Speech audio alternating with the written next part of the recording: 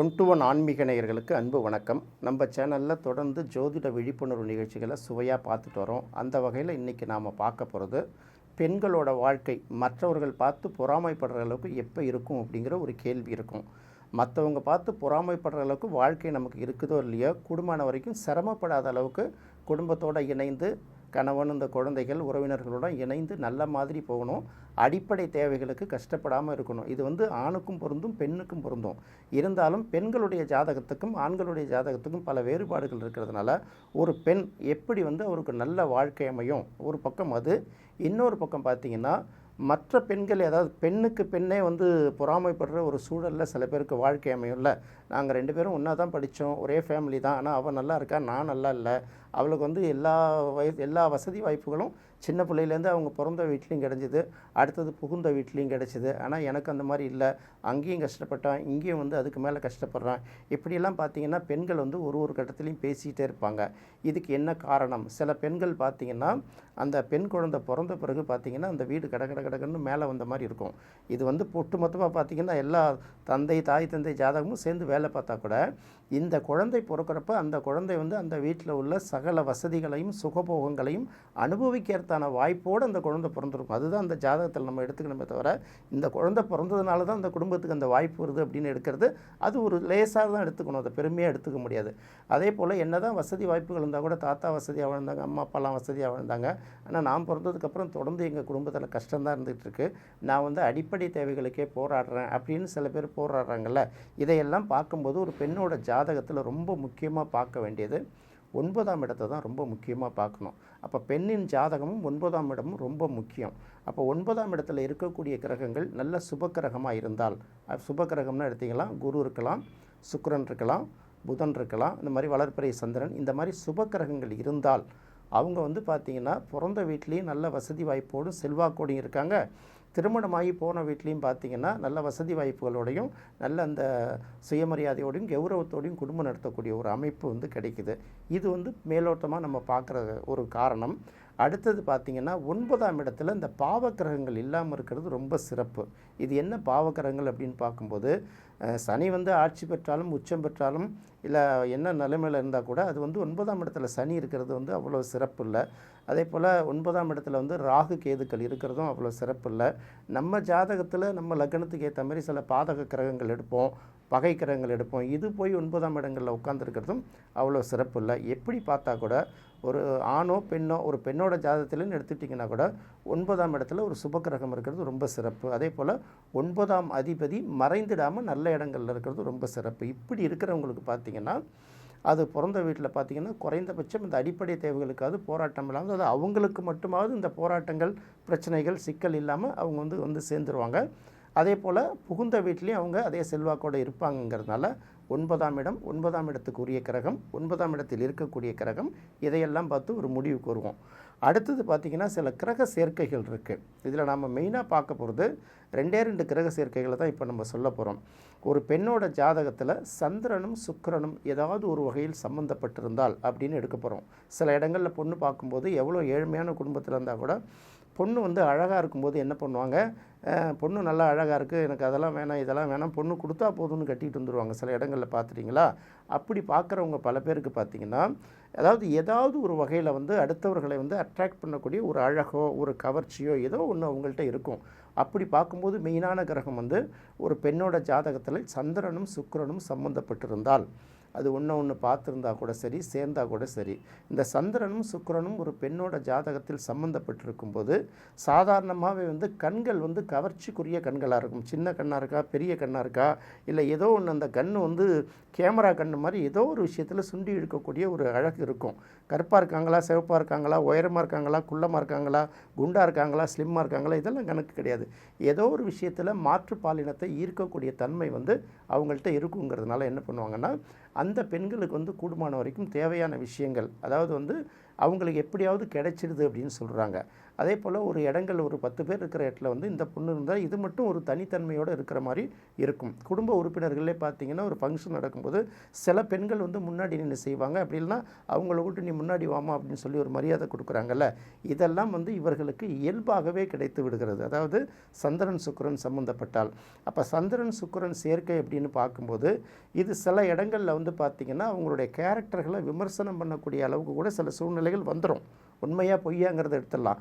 அடுத்தது பார்த்திங்கன்னா சில நேரங்களில் அவங்களுடைய கேரக்டரை விமர்சனம் பற்றி அவமானப்படக்கூடிய சூழ்நிலைகளும் உருவாகும். இதெல்லாம் இல்லைன்னு சொல்ல, இருந்தாலும் அடிப்படை தேவைகளுக்கு பெரிய அளவுக்கு போராட்டம் இல்லாத வகையில் அவர்களுக்கு ஏதாவது ஒரு வகையில் அந்த நலம் வந்து அமைஞ்சிடுதுங்கிறது தான் இங்கே பார்க்க வேண்டியதாக இருக்குது.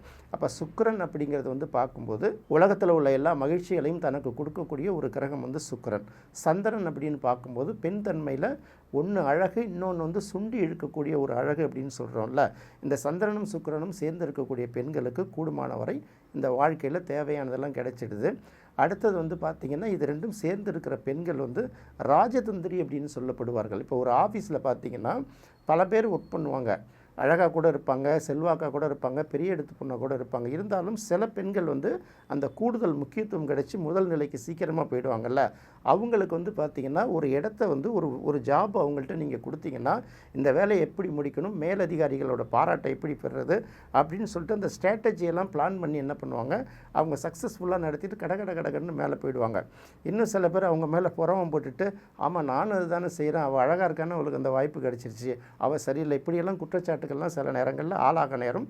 அதெல்லாம் பெருசாக எடுத்துக்கக்கூடாது. அடுத்தது சந்திரனும் சுக்கிரனும் நூலை குறிக்கக்கூடியதுனால இவங்களுக்கு ஆடை பஞ்சம் பெரிய அளவுக்கு இருக்காது. சாதாரணமாக சிம்பிளான ட்ரெஸ் போட்டால் கூட ரொம்ப அழகாக இருப்பாங்கல்ல. சில இடங்களில் வந்து அழகு வந்து நம்மளுக்கு வந்து இழுத்து போய் நிற்கும். அது என்ன அழகு, அக அழகா, புற அழகா, இல்லை நம்மளோட அணுகுமுறையில் உள்ள அழகா, இது ஏதாவது ஒன்று வந்து இந்த சந்திரன் சுக்கிரன் காம்பினேஷன் அவங்களுக்கு கொடுத்துருங்கிறதுனால இவங்களோட வாழ்க்கையை பார்த்து தான் மற்றவர்கள் வந்து பொறாமைப்படுற அளவுக்கு இருக்கும். ஏன் அப்படின்னு கேட்டிங்கன்னா, உங்களுக்கு வந்து இந்த அளவுக்கு எல்லாம் கிடைக்குது, இயல்பாகவே கிடைக்குது, நம்மளை வந்து யாருமே கவனிக்க மாட்டுறாங்களே, அந்த பொறாமை இருக்கிறதுனால அந்த காம்பினேஷன் இருக்கிறது வந்து வாழ்க்கை கொடுக்கும். இன்னொரு பக்கம் அவமானங்களையும் அவப்பெயர்களையும் சந்திக்கக்கூடிய சூழல் வந்தாலும் அதையும் வந்து பார்த்துக்க வேண்டிய சூழ்நிலை அவங்களுக்கு இருக்குது. இன்னொரு பக்கம் பார்த்திங்கன்னா சுக்கிரனும் புதனும் சேரும்போது ஒரு ஜாதகத்தில் அதுக்குன்னு சில அமைப்புகள் இருக்குது.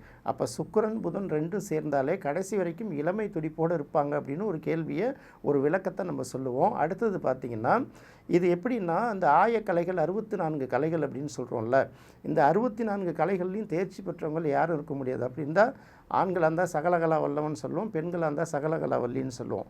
பொதுவாகவே பெண்கள் பார்த்திங்கன்னா நிறைய படிக்கிறாங்க, அந்த மாதிரிலாம் நிறைய கலைகள் தெரிஞ்சுக்கிறாங்கல்ல. சில பெண்கள்கிட்ட நம்ம பேசும்போது என்ன சொல்லுவாங்க, ஏம்மா நீ சும்மா தானே வீட்டில் இருக்க, இந்த ஒரு வேலையை கற்றுக்கமா, இதை செஞ்சுக்க, உனக்கு ஒரு ரெவன்யூ கிடைக்கும், தொழில் கிடைக்கும்னா அவங்க அதில் ஆர்வமே காட்ட மாட்டாங்க. அதாவது நமக்கு இவ்வளவு தான், இதுக்குள்ளே தான் முடிச்சுக்கணும் அப்படின்னு இறங்கி வந்துடுறாங்கல்ல.